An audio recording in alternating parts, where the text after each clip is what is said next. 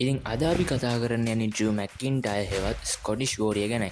ඉතින් ඔයාලා ගිය සතියේ ස්මැක්ඩවුන් එපිසෝඩ් එක බැලුවා නම් ඒ බලපු කට්ටිය දන්නවා ඩ්‍රුට මොකද වුණේ කියලා.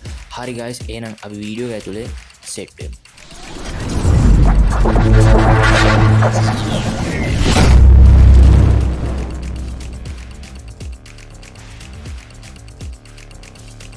ඉතින් ගයිස්, WWE චැම්පියන්ෂිප් එක දෙවතාවක් සහ 2020 රෝයල් රම්බල් එක ජයග්‍රහණය කරපු මෙම පුද්ගලයාට මේ වෙද්දී ඉතාමත් අසාර්ථක තත්ත්වයකට තමා මුහුණ දෙන්න වෙලා තියෙන. ඒ කියන්නේ WWE එකේ ස්ක්‍රිප්ට් සහ ක්‍රියේටිව් ප්ලෑන්ස් අනුව තමා කටයුතු කරන්න සිදු වෙලා තියෙන්නේ. ඉතින් ඔයාලා දන්නවා ඒ වගේම WrestleMania 4 දී World Heavyweight එක ටයිටල් එකක් ජයග්‍රහණය කළා.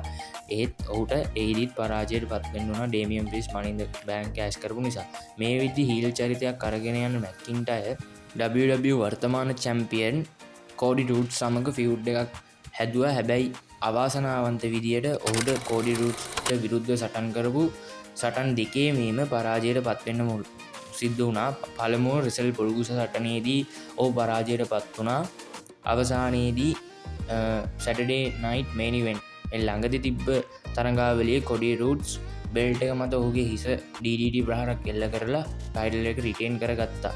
කොහොම හරි ඉතින් මේ වෙද්දී ඔයාලා දන්නවා ඩ්‍රු මැකින්ටයර් ස්මැක්ඩවුන් එකේ කලහකාරී හැසිරීම නිසා WWE එකේ ජෙනරල් මැනේජර් නික් අල්ඩිස් විසින් ඔහුව සස්පෙන්ඩ් කරපු බව.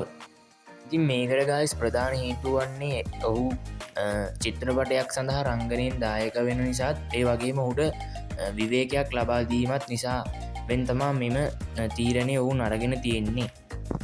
ඇත්තටම ඉතින් ඔහු WWE ආයතනෙන් ඉවත්වීමක් වෙලා නැහැ. ඒක ස්ටෝරි ලයින් එක අනුව සිදු වෙලා තියෙන්නේ. ඔහුට බ්‍රේක් එකක් ලබා දීමට.